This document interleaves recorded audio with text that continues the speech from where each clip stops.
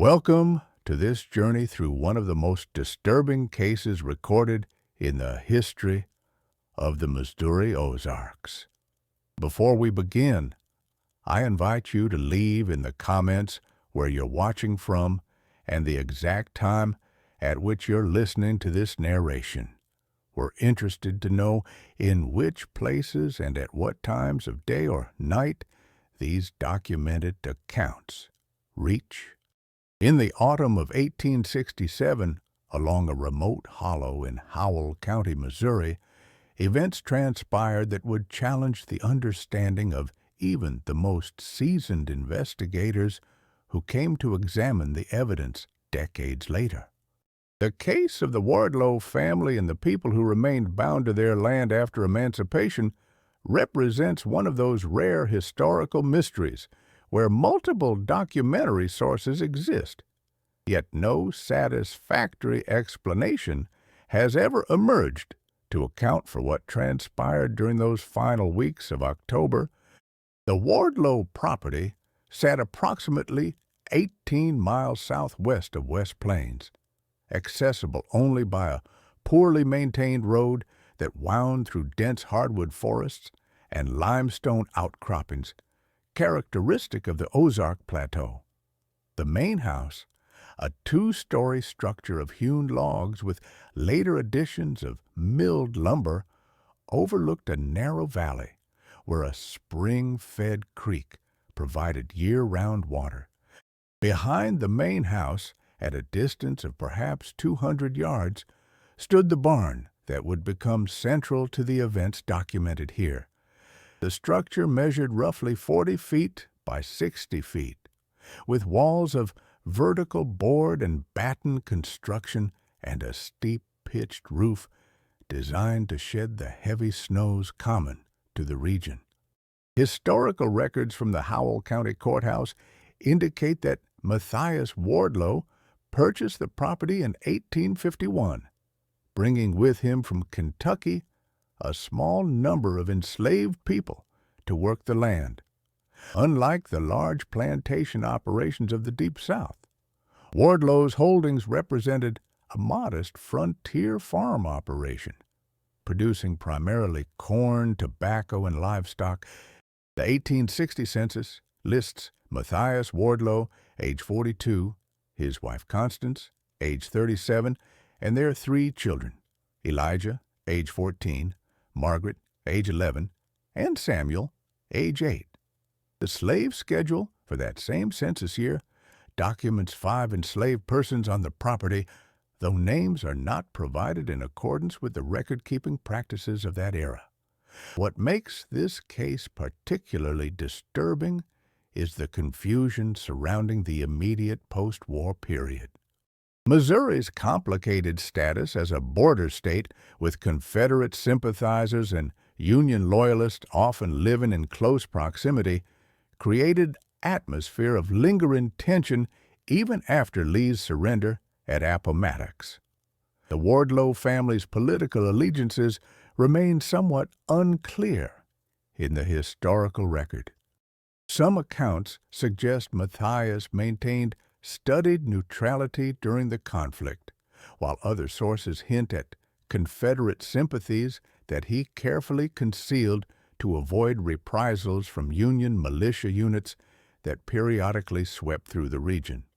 Following the end of the war and the ratification of the 13th Amendment, most formerly enslaved people in Missouri left the properties where they had been held. The 1865-1866 period saw massive population movements as freedmen sought work, searched for family members sold away during slavery, or simply put distance between themselves and the sites of their bondage. However, in isolated rural areas like the Wardlow Hollow, departures were not universal. Economic realities, lack of resources for travel, and the absence of nearby communities that could provide support meant that some formerly enslaved people remained, at least temporarily, in arrangements that blurred the line between employment and continued dependency. According to a letter preserved in the collections of the Missouri Historical Society in St. Louis, written by a Methodist circuit rider named Reverend Jacob Thornhill and dated November 3rd, 1867, at least 3 formerly enslaved individuals remained on the Wardlow property during the autumn of that year. Reverend Thornhill had occasion to pass through the hollow in late September 1867, and he recorded his observations with the careful attention characteristic of educated clergymen of that era. He noted the presence of a woman he identified as Beulah, approximately 30 years of age, and her daughter Patience, whom he estimated to be 12 or 13 years old. He also mentioned an older man named Ezra, described as being of advanced years with white hair and a pronounced limp. The Reverend's letter mentions a brief conversation with Matthias Wardlow, who explained that these individuals had chosen to remain on the property and were compensated with housing and shares of the farm's production. Reverend Thornhill noted that Wardlow seemed greatly aged since their last meeting, which had occurred some 3 years prior.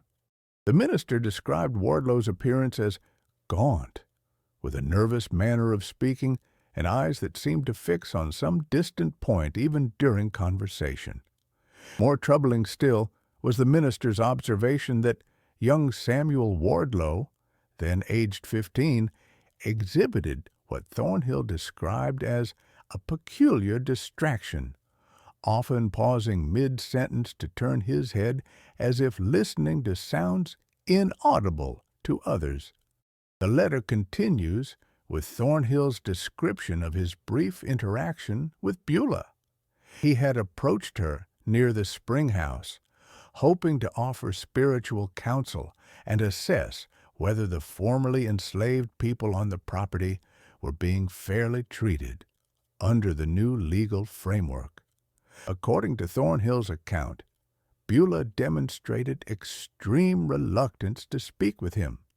She kept her head lowered throughout the conversation and provided only minimal responses to his questions.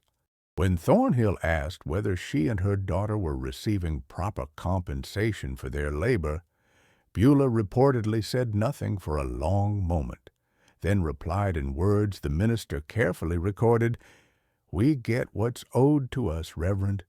We get what's been owed since long before freedom came." Thornhill noted that this response struck him as oddly phrased, and he attempted to ask what she meant. But Beulah had already turned and hurried toward the small cabin where she and her daughter resided.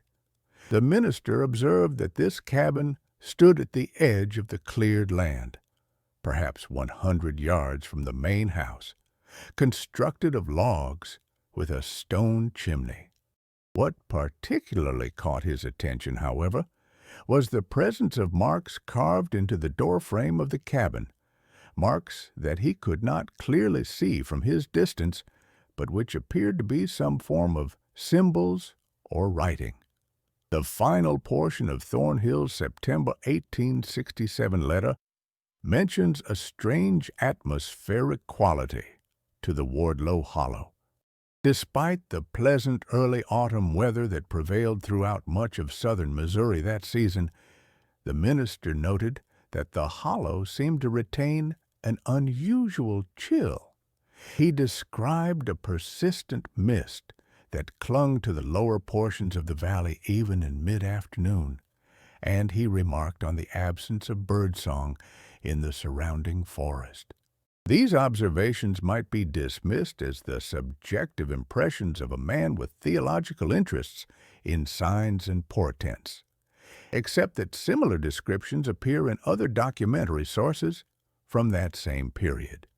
The West Plains Weekly Herald, in an edition dated October 12, 1867, published a brief item submitted by a traveling peddler named Amos Briscoe. Briscoe reported passing through the Wardlow Hollow on October 8th and finding the family unwilling to conduct business with him.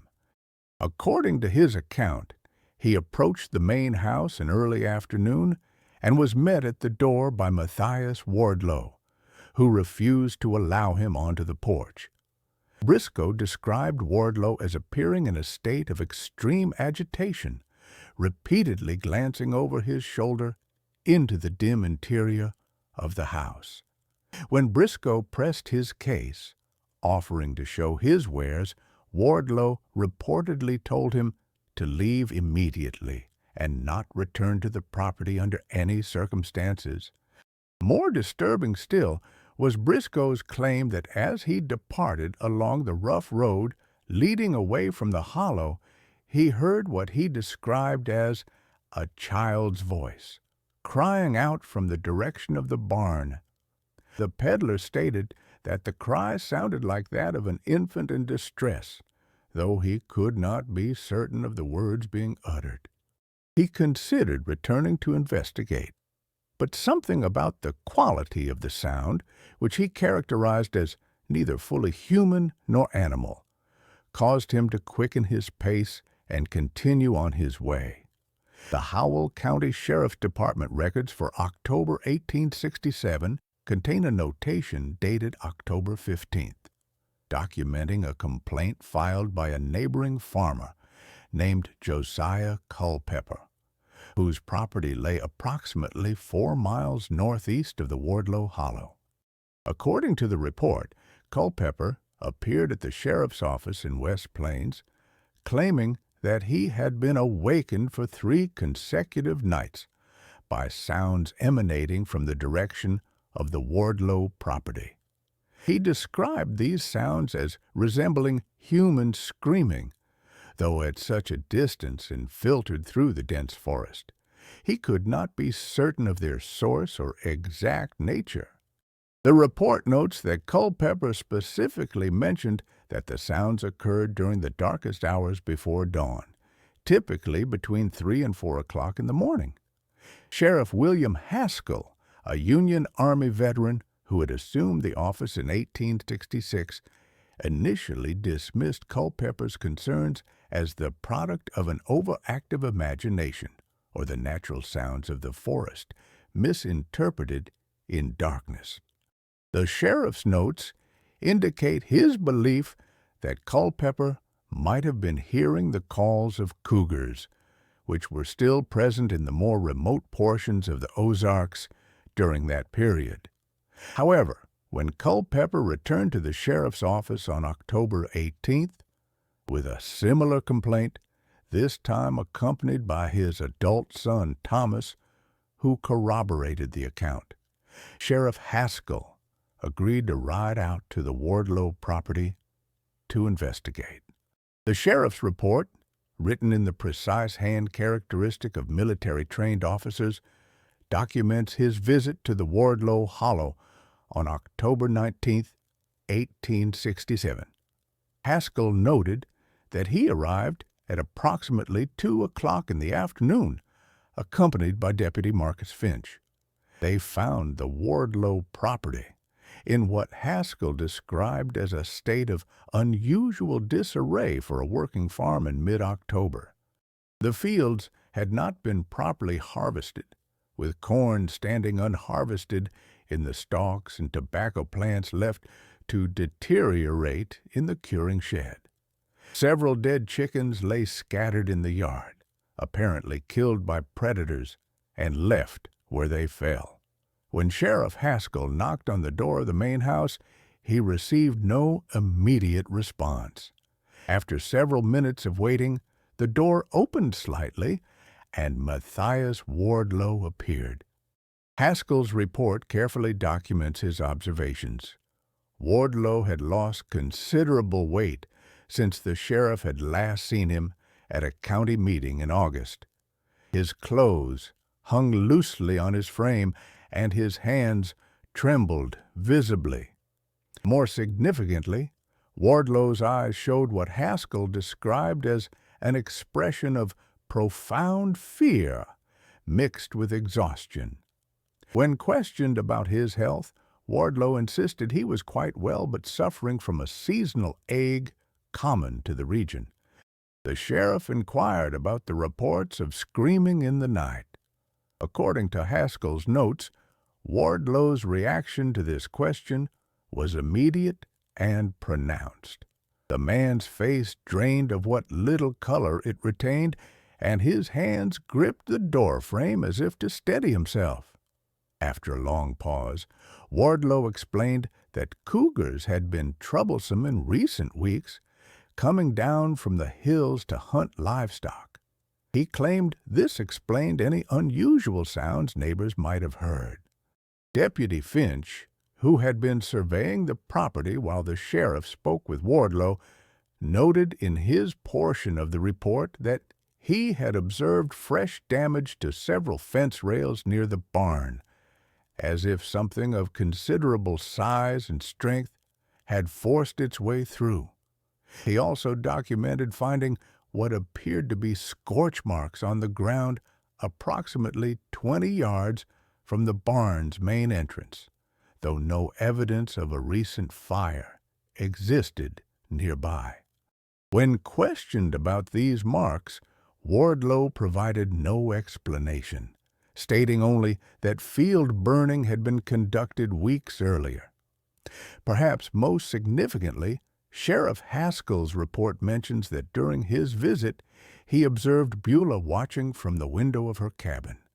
When he gestured toward her, indicating he wished to speak with her, Wardlow became visibly agitated and insisted that the woman was ill and unable to receive visitors. The sheriff, noting Wardlow's extreme discomfort and suspecting possible labor violations or mistreatment of the formerly enslaved people on the property, pressed the issue. He informed Wardlow that he intended to conduct a welfare check on all persons residing on the property, as was his right and duty under federal law. According to the report, this statement produced a remarkable effect on Matthias Wardlow. The man began to weep openly, leaning against the doorframe and making what Haskell described as inarticulate sounds of distress. Between sobs, Wardlow begged the sheriff not to approach the cabin or the barn. When Haskell demanded an explanation for this strange request, Wardlow could only repeat, "You don't understand what's been done. You don't understand what she says is owed." The sheriff, now thoroughly alarmed and suspecting that a crime had been committed, drew his weapon and ordered Wardlow to step aside. Wardlow complied, collapsing onto a bench near the door and covering his face with his hands. Haskell and Deputy Finch proceeded across the yard toward Beulah's cabin, with the sheriff noting that Wardlow continued to call out warnings behind them, though the exact words were unclear in the report. As they approached the cabin, the door opened and Beulah stepped out onto the narrow porch. Sheriff Haskell's description of her appearance at this moment reveals his uncertainty about how to characterize what he observed. He noted that Beulah seemed physically unchanged from his previous encounters with her, yet something in her bearing and expression struck him as profoundly different. He used the word transformed in his report, then scratched it out and wrote altered above it, before apparently deciding that neither word adequately captured what he had witnessed. The sheriff identified himself and explained that he was conducting a welfare check to ensure that all persons on the property were being treated lawfully and humanely. Beulah listened to this statement without visible reaction, then replied in words that Haskell recorded with evident confusion. "The law came too late for some, Sheriff. The law came after what was already paid and planted." When Haskell asked her to clarify this statement, Beulah turned and pointed toward the barn. She spoke again, and the sheriff transcribed her words with painstaking care. "My baby burned. Master Wardlow's baby burned with mine. That's the way of it when the fire takes what's owed. That's the way of balance." The sheriff's report indicates that he found this statement deeply troubling, but initially incomprehensible. He knew that the Wardlow children were alive and accounted for, having seen young Samuel that very day. He asked Beulah directly whether she was claiming that a child had died on the property. Her response, as documented in the report, was to look at him with an expression the sheriff described as mixing pity and something else he could not define. She said, "Not died, Sheriff, transformed. The fire took what slavery burned into flesh, and the fire gave back what the fire makes." Deputy Finch's supplementary notes indicate that at this point in the conversation, he heard a sound from within the barn that caused him considerable alarm. He described it as resembling an infant's cry, high-pitched and piercing, but with an underlying quality that seemed wrong in some way he struggled to articulate. The deputy drew his own weapon and called out, asking if someone was inside the barn and needed assistance. What happened next is documented in both the sheriff's and deputy's reports, with remarkable consistency between the two accounts. The barn door, which had been closed, swung open slowly despite no visible hand pushing it. The interior of the barn appeared completely dark, though the afternoon sun was still well above the horizon and should have provided at least some illumination through gaps in the barn siding. Both men reported feeling a wave of cold air emerge from the barn's interior, cold enough that they could see their breath mist in the suddenly frigid atmosphere. From within that darkness came a sound that Sheriff Haskell's military experience and years of law enforcement had not prepared him to identify.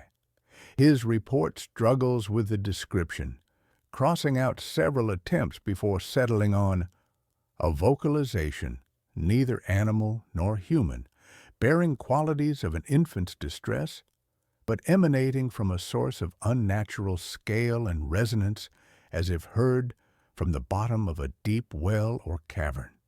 Deputy Finch's account adds the detail that as this sound emerged, he observed movement in the darkness of the barn's interior. He described seeing what might have been a figure, though its proportions seemed wrong. He noted that it appeared to be the size of a small child, but its movements were unlike any child he had ever observed. The figure seemed to shift and flow rather than walk, and at certain angles it appeared to be illuminated by a faint orange glow, as if heated from within. Both men documented that Beulah, still standing on her cabin porch, spoke again. Her words, recorded in both reports, were, "That's my baby in there.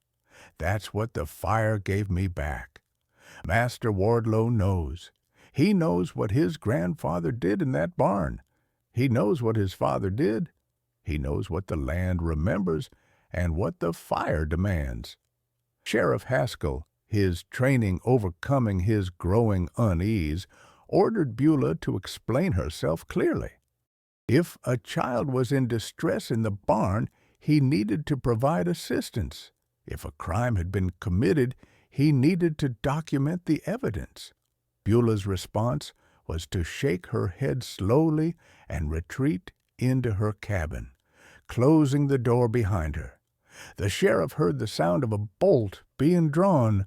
The two lawmen approached the barn entrance with their weapons drawn. Deputy Finch later described the experience in a personal letter to his brother that was preserved in family papers and eventually donated to the Springfield Greene County Library. In this letter, written several weeks after the events, Finch admitted that approaching that barn door was the most frightening action he had ever taken, including his experiences during the war. He wrote that every instinct screamed at him to turn and flee, that the cold air pouring from the barn's interior felt somehow aggressive and malevolent, and that the darkness within seemed to resist the light in a way that defied natural explanation. Sheriff Haskell, according to both the official report and Finch's letter, stepped through the barn door first, holding his lantern high despite the afternoon light that should have been sufficient. The darkness inside swallowed the lantern's illumination within a few feet, as if the light itself was being consumed.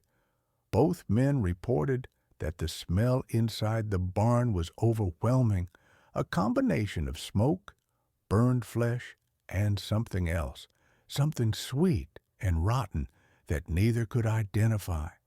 The official report becomes less detailed at this point, with Sheriff Haskell noting only that they discovered evidence of recent burning inside the barn, though no active fire was present. He documented finding scorch marks on the floor and walls that formed patterns he could not explain. The patterns appeared deliberate, as if carefully drawn or carved, though accomplished through burning rather than ink or etching. Some of the marks resembled letters or symbols from no alphabet the sheriff recognized. Deputy Finch's letter to his brother provides more disturbing details, though the deputy cautioned that he was not certain whether what he experienced represented objective reality or some form of shared delusion brought on by the atmosphere of the place. He described seeing, in the far corner of the barn where the darkness seemed deepest, a small figure that might have been a child. The figure appeared to be moving, but not in the manner of normal locomotion. Finch wrote that it seemed to shift between positions without transitioning through the space between, as if he were watching only selected moments of its movement, while others were somehow edited from his perception. More troubling still was his description of attempting to approach this figure. The deputy reported that as he moved deeper into the barn, the temperature dropped precipitously, his breath forming clouds of vapor so thick they obscured his vision. The crying sound they had heard earlier grew louder and more complex, as if multiple voices were joining in a terrible chorus. And then, according to Finch's letter, he saw something that caused him to fire his weapon in pure instinctive terror. He described the small figure turning toward him, and where a child's face should have been, he saw instead something that glowed with internal heat, like metal in a forge. The eyes, if they could be called eyes, were cavities filled with dancing orange flames. The mouth opened, and from it poured not words, but smoke, thick and black and choking. And in that smoke, Finch claimed, he saw images, visions of a barn long ago, of people in chains, of a child screaming as flames consumed her, of a white man watching with cold eyes as the fire did its work. The deputy's shot struck the barn's far wall, the sound deafening in the enclosed space. In the instant of muzzle flash, both men reported seeing the entire interior of the barn illuminated, and what they saw caused them both to flee. The official report simply notes that they discovered evidence of illegal activity and immediate danger to persons present, necessitating tactical withdrawal to gather reinforcements. Deputy Finch's letter is more honest. They ran in absolute terror from something neither could name or explain. As they emerged from the barn into the blessed daylight, both men observed that the barn door swung shut behind them with enormous force, despite no wind. The sound of its closing was like a thunderclap. And then silence. The crying ceased. The cold air dissipated. The afternoon sun seemed suddenly warmer and more substantial, as if they had passed from one world back into another.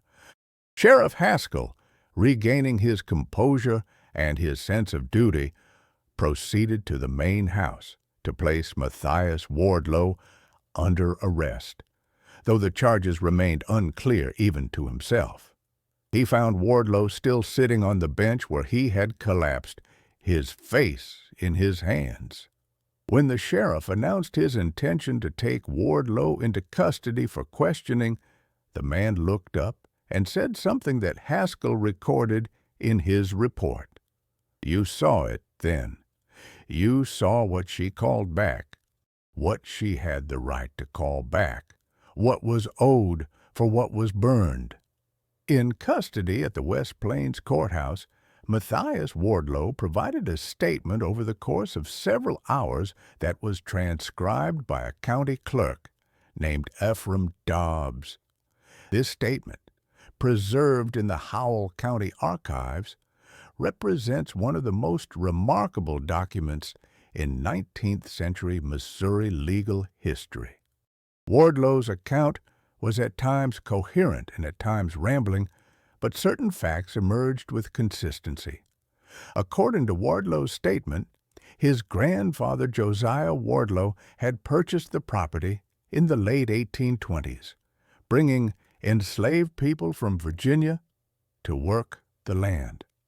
Among these enslaved people was a woman named Ruth and her infant daughter.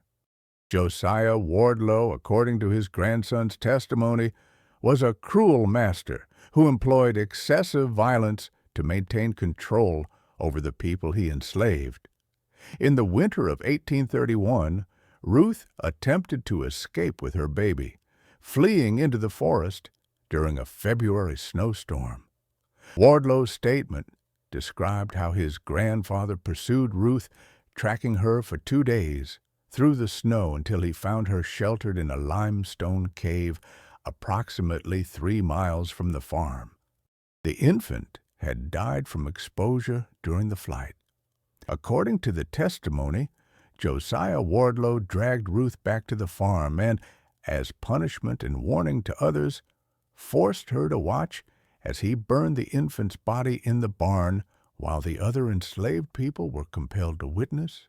The statement claims that Ruth, in her grief and rage, pronounced what Matthias Wardlow called a curse, though he admitted he did not know the exact words she used. He said only that his grandfather recorded in a private journal that Ruth swore an oath that the fire that consumed her child would one day return to consume the Wardlow family's children in turn, that the burning would not end until balance was achieved, until the debt of blood and smoke was paid. According to the statement, Ruth died shortly after, possibly by suicide, though the exact circumstances remained unclear. Josiah Wardlow had her buried without marker in an unmarked portion of the property. The other enslaved people on the farm, according to family stories passed down, believed that Ruth's spirit remained on the land, bound to the place where her child had burned, waiting for the opportunity to fulfill her oath. Matthias Wardlow's statement went on to describe strange occurrences over the decades that followed. His grandfather reportedly became increasingly disturbed in his final years, claiming to see smoke inside the barn when no fire burned, and to hear an infant crying from within its walls. Josiah Wardlow died in 1854, and Matthias's father, Samuel, took over the property. The younger Samuel allegedly maintained the same brutal practices as his father, though on a smaller scale, consistent with the farm's modest operations. The most disturbing portion of Matthias's statement concerned events from the previous spring of 1867. According to his testimony, Beulah's daughter Patience had become pregnant, though Matthias carefully avoided stating how this had occurred. He said only that the girl gave birth in April to a daughter. The infant appeared healthy at first, but within days began exhibiting what Matthias described as unnatural characteristics. The baby's eyes, he claimed, seemed to reflect firelight even in darkness. Her crying had an unusual quality, almost metallic in its resonance, and her body temperature ran far higher than normal, yet she showed no signs of fever or illness. Matthias Wardlow testified that Beulah claimed this child was the fulfillment of Ruth's oath, that her great-grandmother's spirit had entered the infant and would use the child's form to exact the promised revenge.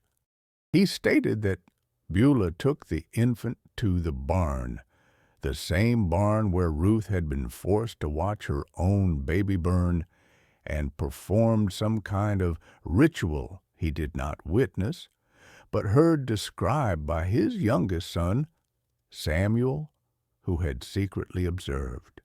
According to Samuel Wardlow's account, as related by his father, Beulah had brought the infant into the barn at midnight, laid her on the floor where the scorch marks from 1831 still supposedly remained, and spoken words in a language Samuel did not recognize. The barn had filled with smoke, despite no fire being lit. And when the smoke cleared, the infant had changed. She was still alive, still moving and breathing, but no longer entirely human. Her skin had taken on a gray-black appearance like charcoal, her eyes glowed with internal light, and she no longer cried, but instead emitted that strange, resonant wailing that so many witnesses would later report.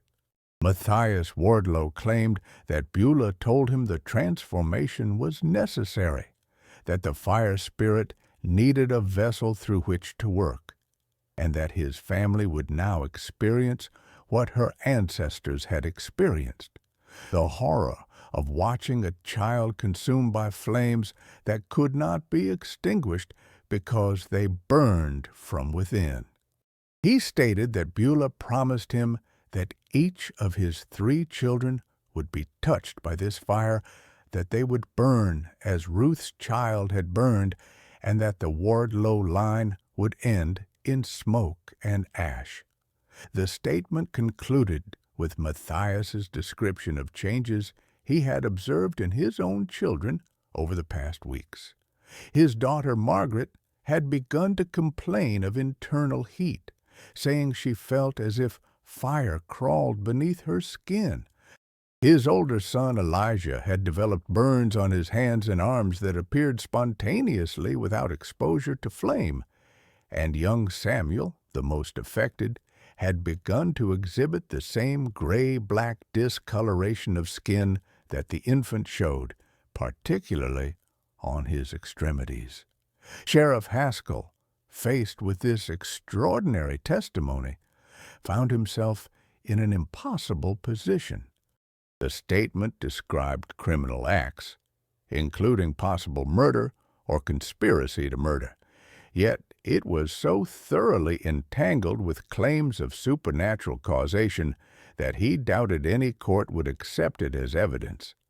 He ordered a full investigation of the property, organizing a party of 6 men to conduct a thorough search of the Wardlow Hollow the following day, October 21st, 1867. The search party's findings are documented in multiple reports filed with the Howell County Court. They discovered the remains of an infant's body buried in the barn floor beneath boards that showed evidence of having been recently disturbed. The body was partially burned, consistent with exposure to extreme heat, but the burial appeared to have occurred recently, not decades earlier. Medical examination, such as it was possible to conduct in 1867, suggested the infant had been approximately 1 month old at the time of death. The cause of death could not be determined conclusively due to the burned condition of the remains. In Beulah's cabin, the search party found extensive markings on every surface. The walls, floor, and ceiling had been covered with symbols drawn in what appeared to be a mixture of ash and blood. The marks resembled nothing in European writing systems, though one member of the search party, a man who had served with African American troops during the war, stated that some symbols reminded him of marks he had seen in contraband camps, marks that freed slaves claimed were protective symbols from African spiritual traditions. The search party also discovered a journal in Matthias Wardlow's desk, though not the one supposedly kept by his grandfather. This journal, in Matthias's own hand and dated from 1865 through October 1867, documented his growing fear and paranoia. Early entries describe his concern about maintaining order on the property in the post-emancipation period. He wrote about his worry that formerly enslaved people would seek revenge for mistreatment they had endured under his father's authority. Later, entries in the journal become increasingly disturbed.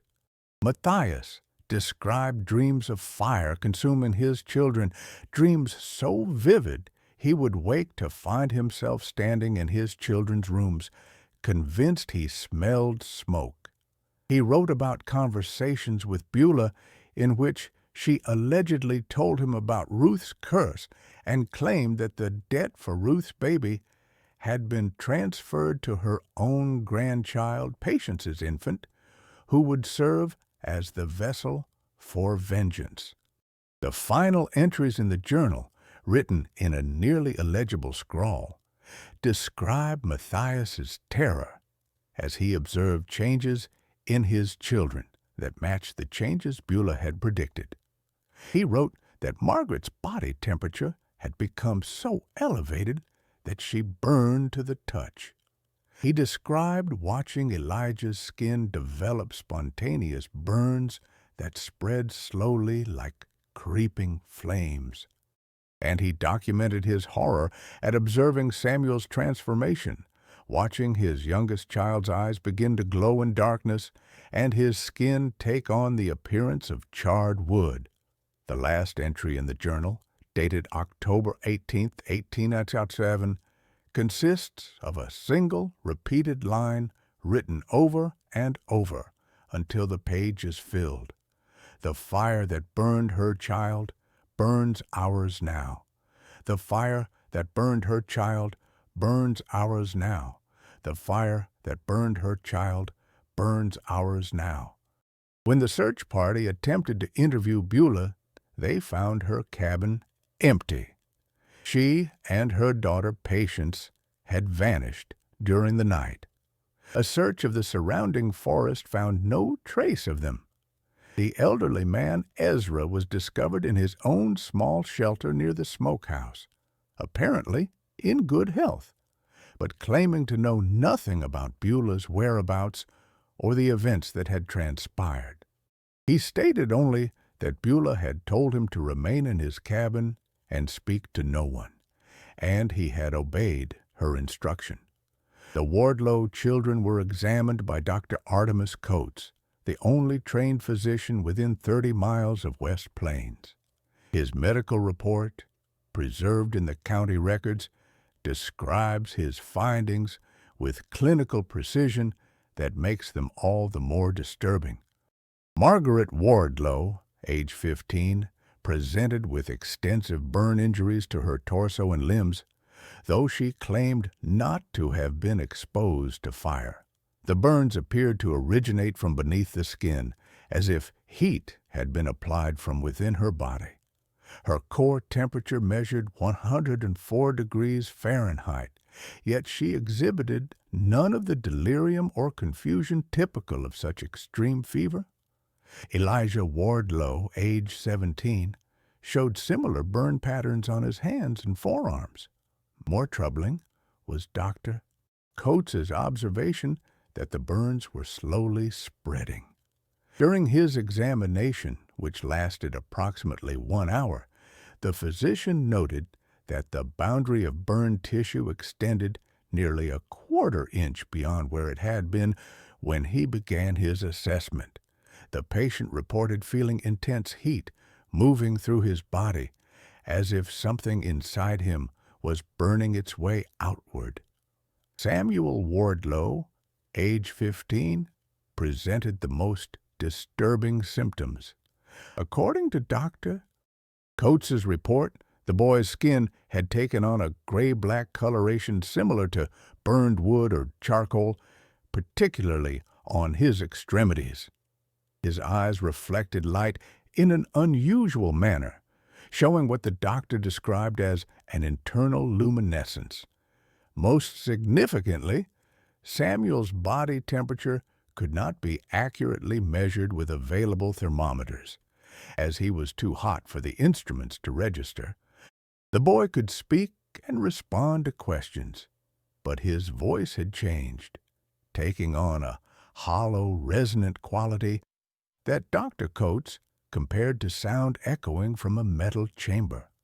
When questioned about what had happened to them, the children provided consistent accounts that matched their father's testimony. They stated that over the past several weeks, they had begun to feel increasingly hot, as if fever consumed them from within. They described dreams of being in the barn, surrounded by fire, watching a woman who looked like Beulah standing over an infant while flames poured from the baby's body to enter theirs. They claimed that each night the dreams intensified, and each morning they woke to find new burns on their skin. Dr. Coates attempted every treatment available to medical science in 1867. He applied salves and ointments to the burns. He attempted to reduce the patient's temperatures through cool baths and ice packs. He administered laudanum for pain and various herbal preparations believed to counter fever. Nothing produced any effect. The burns continued to spread. The body temperatures remained dangerously elevated, and the patient's appearances continued to transform. The West Plains Weekly Herald published extensive coverage of what it termed the Wardlow Horror throughout late October and November 1867. The newspaper's accounts, while sensational in tone, provide valuable documentation of the community's reaction to these events. The October 26th edition reported that many residents believed the case represented divine judgment for slavery's sins, a reckoning visited upon those who had profited from human bondage. Others speculated about poisoning, suggesting that Beulah had somehow introduced a toxic substance into the Wardlow home that produced the observed symptoms. A few voices called for organized searches to locate Beulah and bring her to trial for suspected murder through witchcraft or poison. The November 2nd edition of the Herald contained the most shocking development. All 3 Wardlow children had died within hours of each other on the night of November 1st, 1867. According to witnesses, including Dr. Coates and 2 nurses who had been attending the patients, the deaths occurred in a manner unlike anything in their medical experience. The physician's report stated that Margaret Wardlow began to convulse violently at approximately 9 o'clock in the evening. Her body temperature, already impossibly high, seemed to spike even further. Witnesses reported that her skin began to crack like pottery in a kiln, revealing beneath what appeared to be glowing red tissue, as if the interior of her body had become molten. She died screaming, her last words, according to those present, being, "It burns! The baby is burning inside me!" Elijah Wardlow succumbed approximately 1 hour later. His death followed a similar pattern of convulsions and rising temperature, his body ultimately seeming to combust from within, though no actual flames were observed. The smell of burning flesh filled the room, yet no smoke or fire could be seen. Several witnesses fled the house in terror during his final moments. Samuel Wardlow, the youngest, lasted until nearly midnight. Dr. Coates reported that the boy seemed to be fighting against the process consuming his siblings, as if some aspect of his personality or will was resisting the transformation. He spoke coherently almost until the end, and his words were transcribed by a clerk from the sheriff's office who was present. Samuel described feeling something moving through his body, something that felt like liquid fire flowing through his veins and arteries.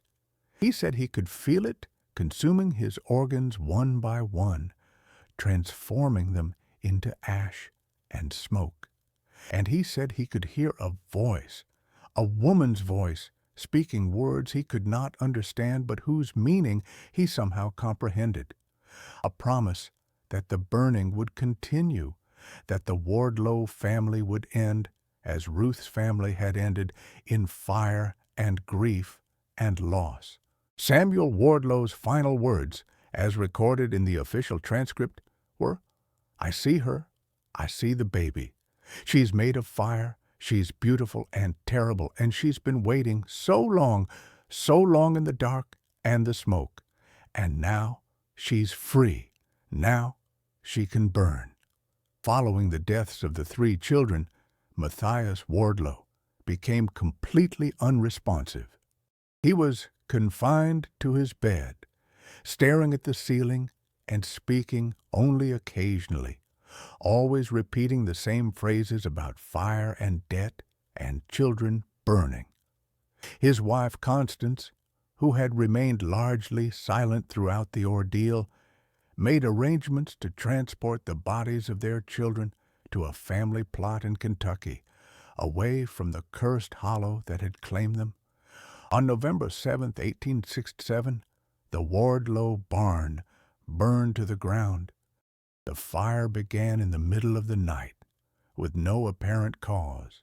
Several residents of West Plains, viewing the blaze from the distant town, reported that the flames were visible for miles, casting an orange glow against the night sky that seemed to pulse and shift in patterns that did not resemble normal fire. By morning, nothing remained but ash and twisted metal. The heat had been so intense that the surrounding earth was fused into glass for several feet beyond the barn's foundation. What makes this particularly disturbing is a report filed by a farmer named Lucas Brennan, whose property offered a line of sight to the Wardlow Hollow. Brennan stated that he had awakened in the night and gone to his porch, drawn by the unusual light. Through a telescope he used for surveying distant fields, he claimed to have observed figures dancing in the barn's flames.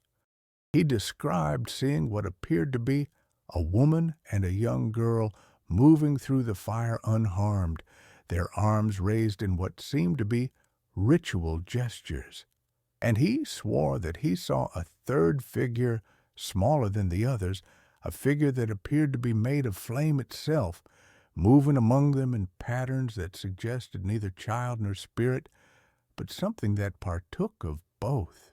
Brennan's testimony was widely dismissed as the hallucination of a man viewing distant flames through distorting equipment. Yet his description was precise in certain details that would only later prove significant. He stated that the female figures appeared to be dark-skinned, which would have been invisible at such distance in darkness, unless, as he claimed, they were somehow illuminated by the very flames surrounding them. And he insisted that the smallest figure, the one made of fire, paused at one point in its movement and turned to face his direction, as if aware of his observation, and he felt certain that though it had no visible eyes, it could see him watching. The aftermath of the Wardlow horror, as it came to be known in local history, saw the complete dissolution of the family. Constance Wardlow left Missouri with the ashes of her children, never to return. Matthias Wardlow was confined to an asylum in St. Louis, where he lived another 16 years, dying in 1883. Medical records from the asylum indicate that he never recovered his sanity, spending his days drawing pictures of burning barns and writing the word ode repeatedly on any surface available to him. The Wardlow property stood abandoned for decades. Several attempts to settle the land or purchase it ended quickly, with new owners reporting phenomena that drove them away. The Missouri State Historical Society conducted an investigation of the site in 1892, sending a team of academic researchers to document what they termed an example of post-traumatic community mythology. The investigation was led by Professor Edmund Thayer of Washington University in St. Louis, an anthropologist interested in American folklore and legend. Professor Thayer's report, published in the Journal of American Folklore in 1893, attempted to provide rational explanations for the events of 1867. He theorized that the deaths of the Wardlow children resulted from a rare disease, possibly ergot poisoning from contaminated grain, which could produce burning sensations, hallucinations, and elevated body temperature. He suggested that Beulah, possibly possessing knowledge of medicinal plants from African traditional healing practices, had deliberately poisoned the family as revenge for slavery-era abuses.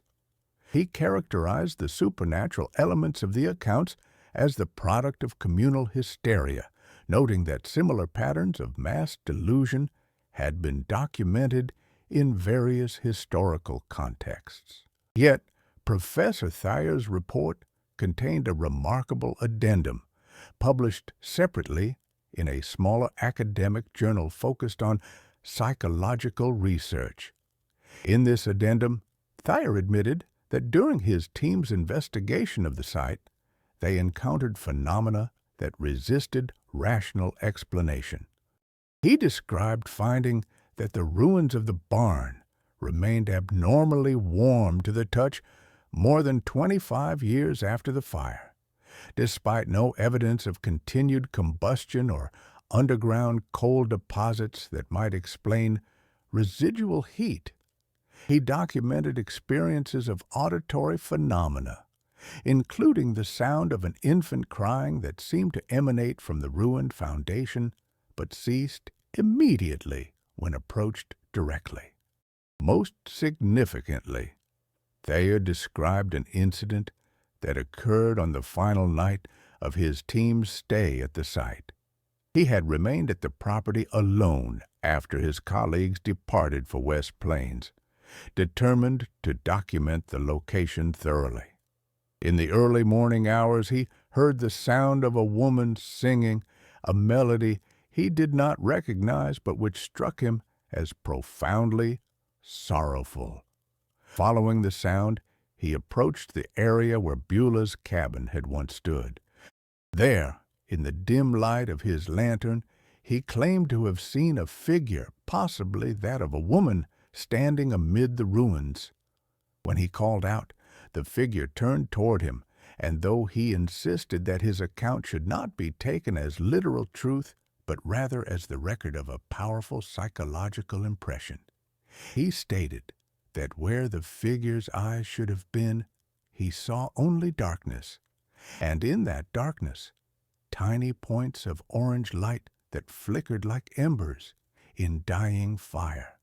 Professor Thayer admitted in this addendum that he fled the site in considerable alarm and did not return.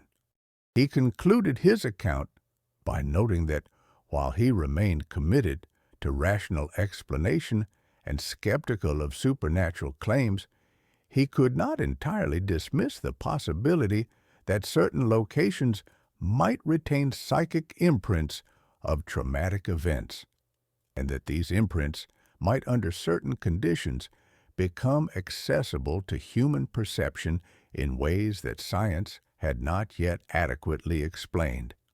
Subsequent investigations over the decades revealed several additional disturbing facts. In 1911, a genealogist researching Missouri slavery records discovered documents in the Kentucky State Archives related to the original Josiah Wardlow's property in Virginia. Among these documents was a manifest from 1828 listing enslaved people transported to Missouri, including a woman named Ruth, age 19, and an infant female child approximately 6 months old. The infant was listed as damaged merchandise, bearing what the document described as severe burn scars on her face and hands, sustained when she fell into a cooking fire. The manifest noted that Josiah Wardlow had demanded a reduced price for this child due to her injuries. This discovery suggested that Ruth's baby had already been burned once before the events of 1831, raising questions about whether the curse, if such a thing existed, might have had roots even earlier than the local Missouri legend suggested. Some researchers speculated that Ruth might have been attempting to save her child from further burning rather than simply escaping slavery, though the exact truth remains unknown. In 1934, during the Great Depression, a WPA project to document oral histories of formerly enslaved people in Missouri recorded an interview with a woman named Sadie Jefferson, age 97, living in Springfield. Jefferson claimed to be the granddaughter of a man who had been enslaved on a property neighboring the Wardlow farm. She related stories told to her by her grandfather, the Wardlow place, stories that closely matched the documented accounts from 1867, despite Jefferson having no apparent access to those historical records. Jefferson's account included details that did not appear in any published source. She stated that her grandfather had told her about Ruth's curse being more complex than simple revenge. According to his account, Ruth had called upon what she termed the burning spirits, entities from African cosmology associated with both purification and destruction. These spirits, in Ruth's understanding, would not merely punish the Wardlow family, but would transform them, forcing them to experience not just death, but a fundamental alteration of their nature, a conversion from living flesh to living fire, so that they would understand in their final moments what it meant to be consumed while still conscious and aware. Jefferson also claimed that her grandfather had said Ruth's daughter, Beulah, and Beulah's daughter, Patience, carried the obligation to complete what Ruth had begun. Each generation maintained the connection to the burning spirits, keeping the pathway open until the time came for the debt to be paid. The fire that took the infant in 1867, according to this account, was not random tragedy, but deliberate sacrifice, a willing offering by Beulah of her own grandchild to serve as the vessel through which the burning spirits could enter the physical world and claim what had been promised to them. When the WPA interviewer asked Jefferson whether she believed these stories were literally true, the elderly woman reportedly smiled and said, "Belief don't matter. Truth don't always need believing. Some things just are, whether we understand them or not. And fire, well, fire remembers. Fire keeps its promises." Modern research into the Wardlow horror has been limited by the remote location and the destruction of many original documents in a courthouse fire in 1942. However, in 1978, a folklorist from the University of Missouri named Dr. Patricia Holloway conducted an extensive investigation, interviewing elderly residents of the area and examining surviving documents. Her doctoral dissertation, titled Slavery, Revenge, and the Persistence of Belief, the Wardlow Case in Regional Memory, attempted to situate the events within the broader context of African American resistance and the cultural transmission of alternative epistemologies. Dr. Holloway argued that whether or not supernatural elements were literally present, the Wardlow case represented a profound example of how enslaved people maintained agency even in the most oppressive circumstances, creating systems of belief and practice that provided hope for ultimate justice, even if that justice came only after death. She documented several similar cases throughout the former slave states, instances where families who had held people in bondage experienced tragic losses that local African American communities attributed to spiritual intervention. Perhaps most interesting in Dr. Holloway's research were interviews with several elderly African American residents of the Ozarks who claimed familial connections to Beulah, or knowledge of what happened to her after her disappearance in 1867.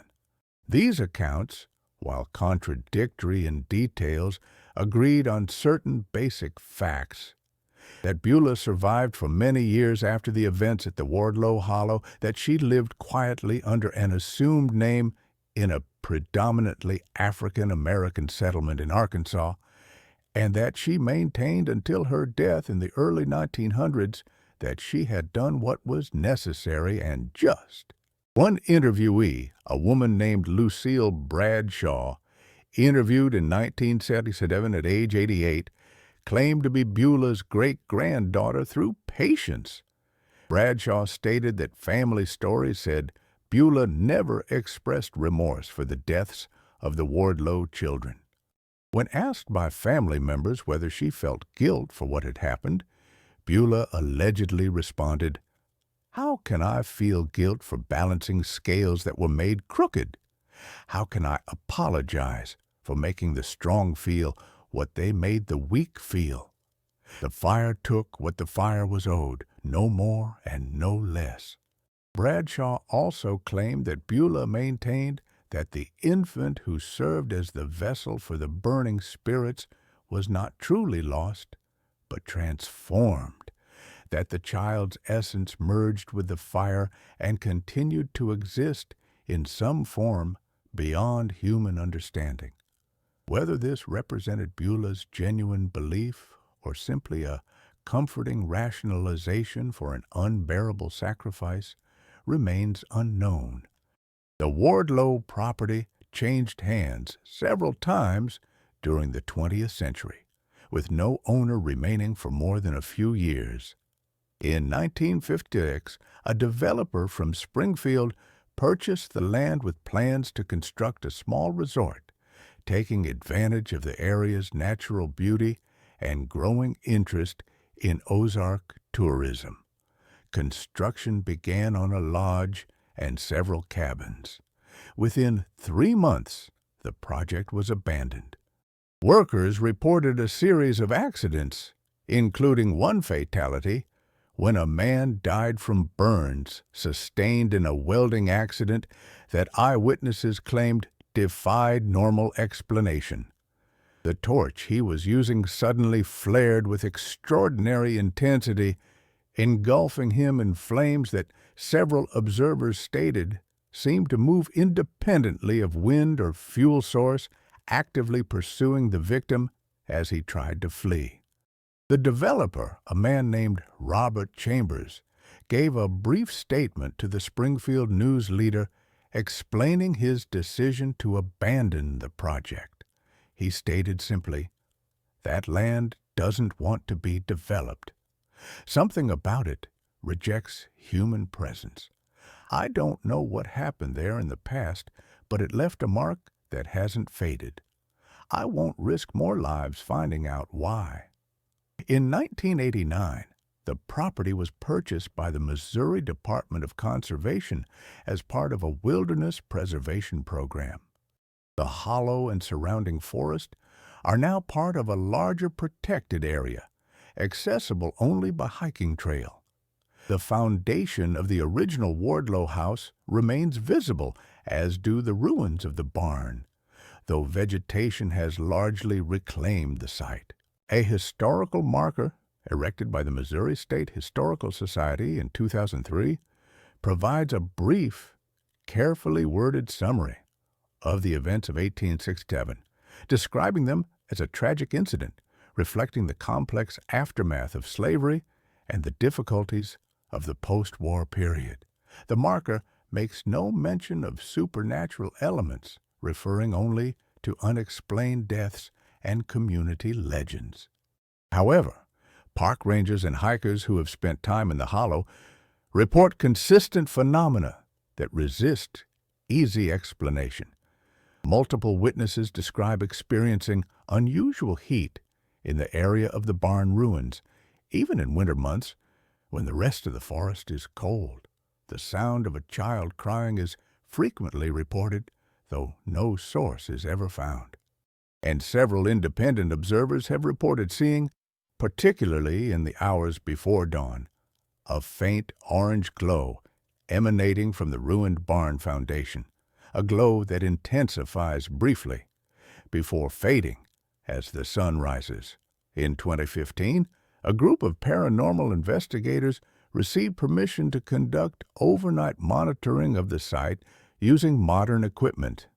Their recorded footage and sensor data, available through various internet archives, shows several anomalies that the investigators claim support supernatural explanations, while skeptics attribute to equipment malfunction or misinterpretation of natural phenomena.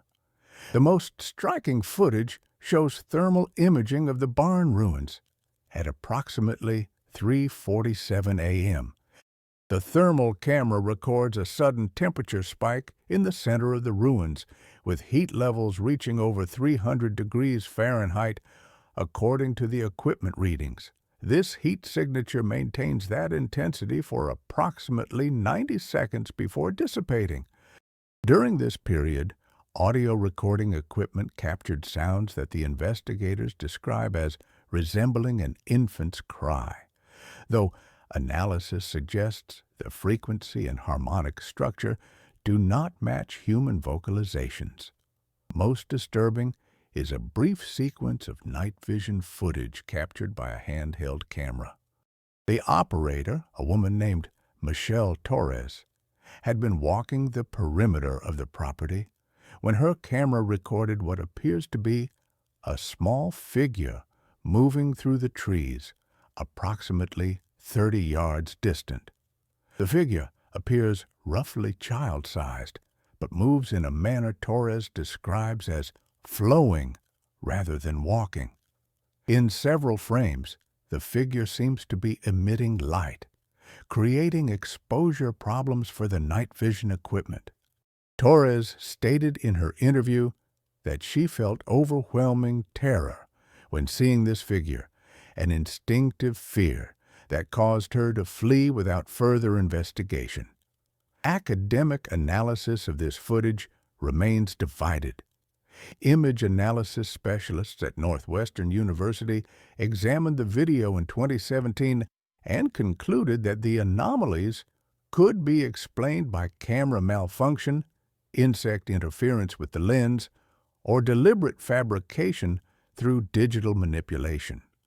However, they noted several aspects of the footage that did not fit typical patterns of hoaxing, particularly the complexity of the light emission patterns and the figure's movement through vegetation in a manner that suggests three-dimensional presence rather than superimposed imagery.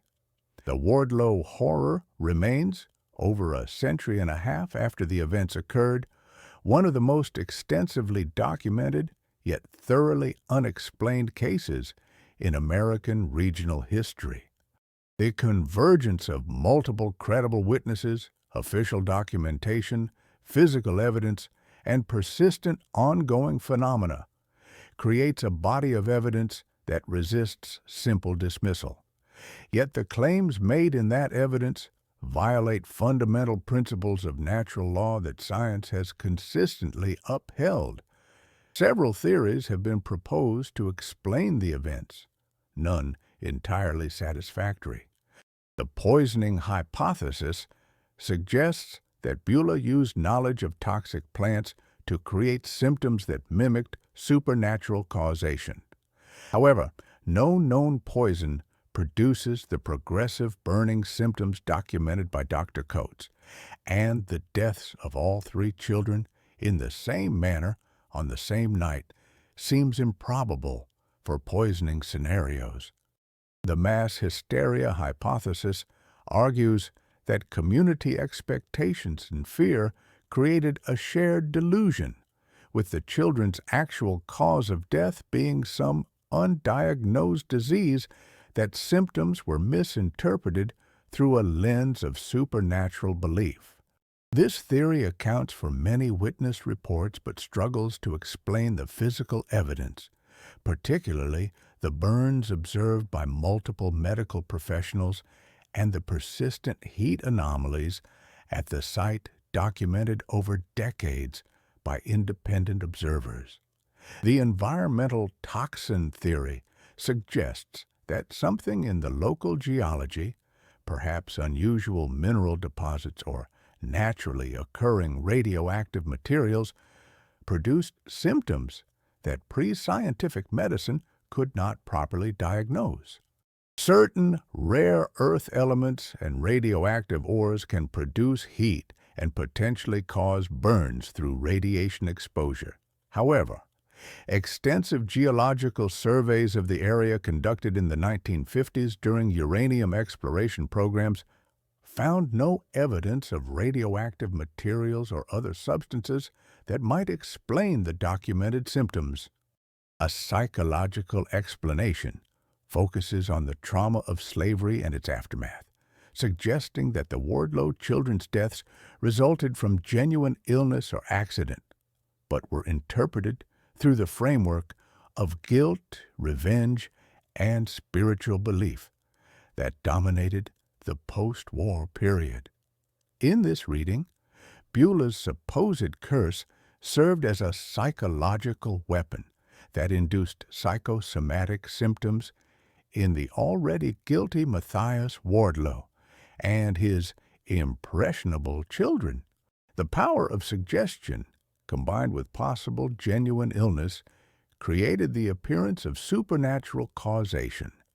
This theory has gained support from researchers studying the psychological impacts of intergenerational trauma, though it requires dismissing the testimony of neutral observers like Sheriff Haskell and Dr. Coates, who had no emotional investment in the outcome. Yet another theory, proposed by religious scholars, interprets the events through the lens of divine justice, suggesting that whether through supernatural agency or remarkable coincidence, the deaths represented a form of cosmic balancing, a response by the universe itself to the profound injustice of slavery. This interpretation finds support among some African American communities in the region, where the story of the Wardlow horror is told as a cautionary tale about the inevitable consequences of oppression and the impossibility of escaping moral debts across generations.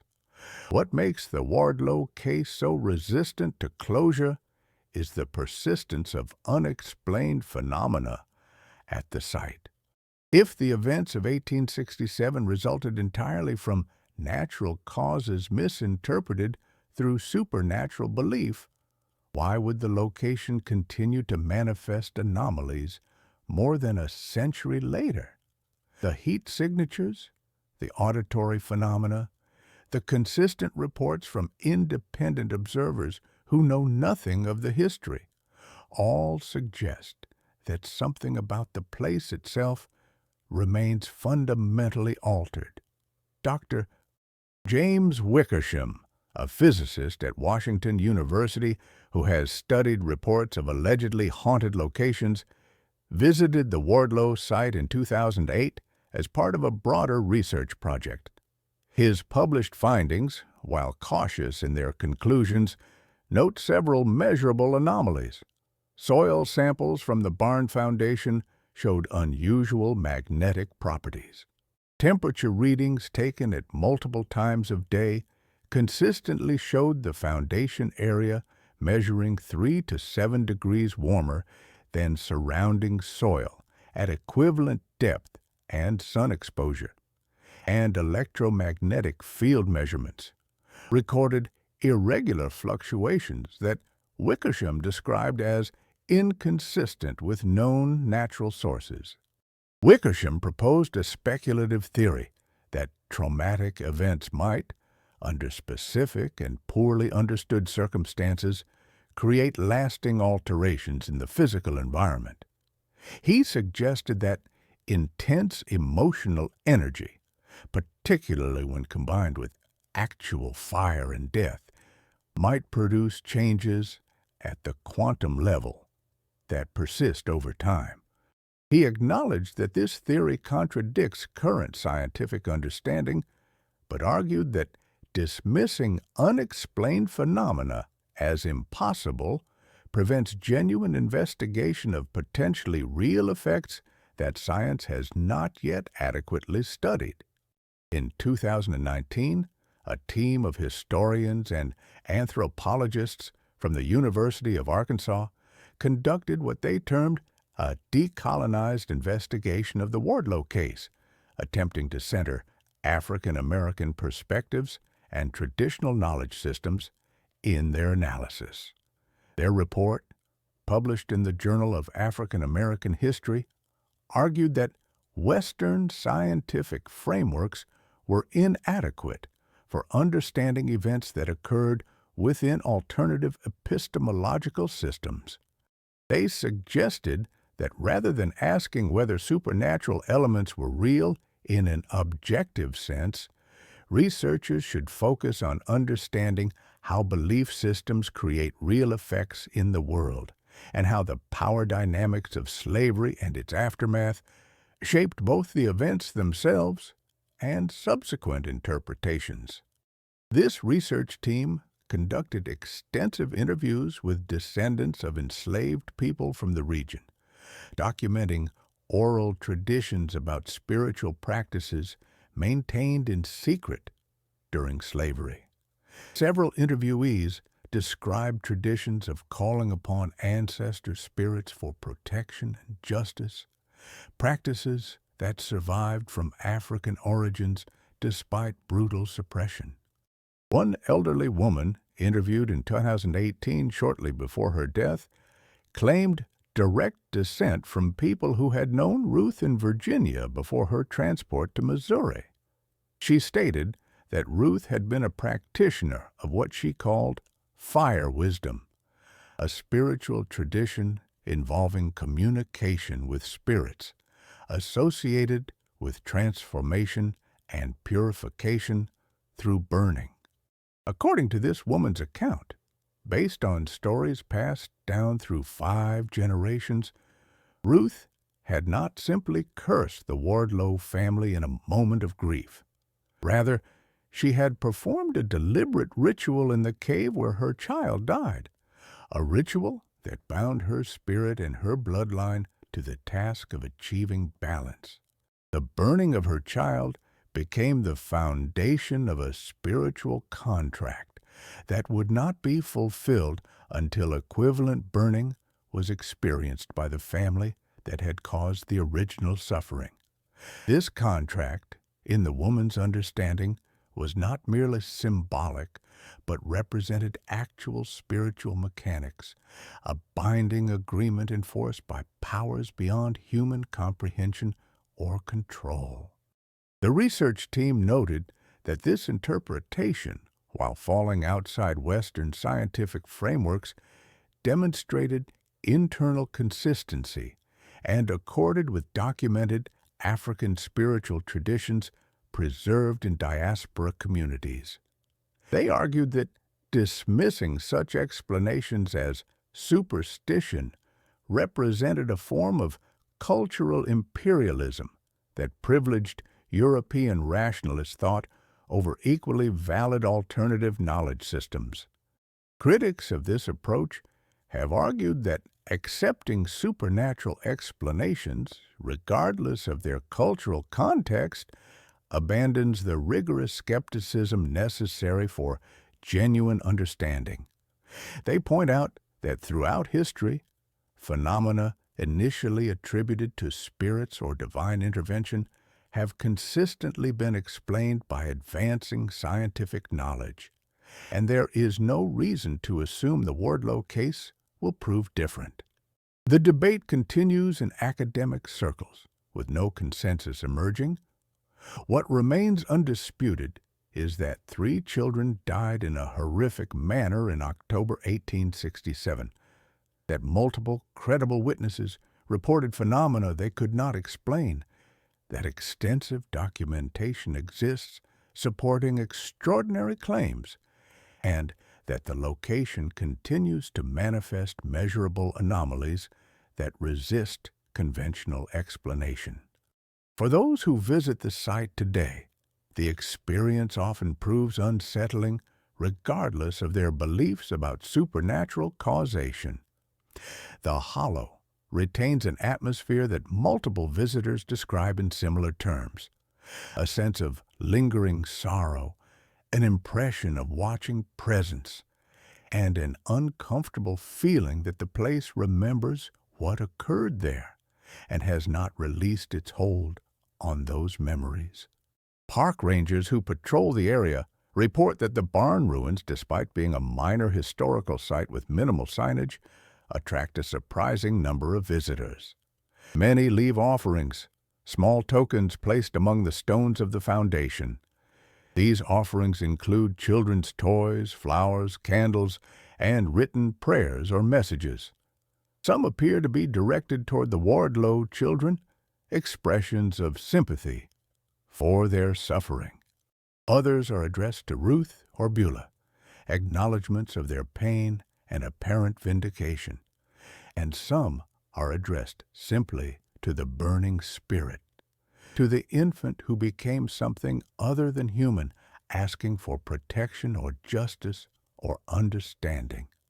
The Missouri Department of Conservation periodically removes these offerings during site maintenance, yet they always reappear within days or weeks. No organized group claims responsibility for maintaining this unofficial memorial. Individual visitors, drawn by the story or by some personal connection to themes of injustice and revenge, independently choose to leave marks of their presence and their complicated responses to the events that unfolded here so long ago. In 2023, a documentary filmmaker named Sarah Chen spent 3 months researching the Wardlow horror, interviewing descendants of all involved parties, and attempting to create a comprehensive account of the case. Her film, which premiered at the Kansas City Film Festival, presents multiple perspectives without endorsing any single explanation. In interviews, Chen has stated that the project fundamentally changed her understanding of truth and evidence. She explained that before beginning the research, she considered herself a rational skeptic who dismissed supernatural claims as products of ignorance or wishful thinking. After spending time with the evidence, the witnesses, and the site itself, she found her certainty eroded. Chen described an experience she had while filming at the barn ruins at dawn. She was alone, setting up camera equipment before her crew arrived, when she heard a sound that made her blood freeze. It was a child's voice, she stated, unmistakably a child calling out, though she could not distinguish words. The sound seemed to come from the ruins themselves, from beneath or within the stones. She grabbed her camera and recorded audio for several minutes, capturing sounds she described as resembling crying or calling, rising and falling in intensity. When she played back the recording, the sounds were there, clearly audible. She submitted the audio to forensic analysis, hoping for confirmation or explanation. The analysts reported that the sounds showed unusual characteristics, frequencies that did not match typical environmental sources or human vocalizations, but they could not definitively identify the source. One analyst noted that the harmonic structure resembled human infant crying, but with additional resonances that suggested either electronic manipulation or some natural phenomenon creating sympathetic vibrations in the recording equipment. Chen's experience, she admitted, did not constitute proof of anything supernatural. It could have been wind through the rocks, animal sounds distorted by the environment, or audio equipment malfunction. Yet the emotional impact of that moment, the visceral certainty she felt that she was hearing something profoundly wrong and unnatural, remained with her. She stated that the Wardlow case had taught her that human knowledge has limits, that some questions may not have answers accessible through available methodologies, and that the division between natural and supernatural might be less clear than rational materialism suggests. The most recent investigation of the site occurred in October 2024, on the 157th anniversary of the children's deaths. A group of paranormal researchers, historians, and interested observers gathered for an overnight vigil, documenting their experiences through multiple recording devices. The night passed without dramatic incidents, though several participants reported feeling intense sadness and oppressive atmosphere. Temperature monitors recorded the usual heat anomaly at the barn foundation. Audio recording captured several unexplained sounds, including what some interpreted as whispered voices, though analysis proved inconclusive. What struck many participants most powerfully was a moment shortly before dawn when the sky began to lighten, but darkness still held the hollow in shadow. In that liminal time between night and day, several witnesses independently reported seeing a brief flash of orange light from the barn ruins, a light that appeared for only seconds before vanishing. Cameras pointed at the location showed nothing unusual in those frames, yet 4 people stated with certainty that they had seen the light with their own eyes. One witness, a historian named Dr. Marcus Webb, who had been studying the case for a decade, provided a statement that captures the fundamental ambiguity that characterizes the Wardlow horror. He said, "I saw that light. I know I saw it, but I also know that human perception is unreliable, that expectation shapes experience, that in low light conditions our brains fill in details that may not exist. I cannot prove what I saw was objectively real, yet I also cannot shake the feeling that it was real, that for just a moment something showed itself to us, something that exists in that place, and perhaps has existed there since 1867. Whether that something is spirit or energy, or simply the echo of traumatic events impressed somehow on the environment, I cannot say. But I believe the Wardlow Hollow holds secrets that we do not yet have the tools or understanding to fully reveal." This statement perhaps best summarizes the current state of knowledge regarding the case. More than a century and a half after Matthias Wardlow heard his children's screams as they burned from within, after Beulah disappeared into history, carrying the weight of terrible sacrifice and darker vengeance, after Sheriff Haskell fled from darkness that devoured his lantern light, the fundamental questions remain unanswered. Did Ruth's curse function as literal spiritual reality, calling forth entities from African cosmology to exact revenge across generations? Did Beulah possess genuine supernatural power, transforming her infant grandchild into a vessel for destructive spirits? Or did natural causes, misunderstood by witnesses operating within pre-scientific frameworks, create the appearance of supernatural intervention while actually representing tragic coincidence and disease? The documentary evidence supports extraordinary claims yet cannot prove them. The physical evidence shows genuine anomalies yet permits multiple interpretations. The witness testimony comes from credible sources yet describes impossible events.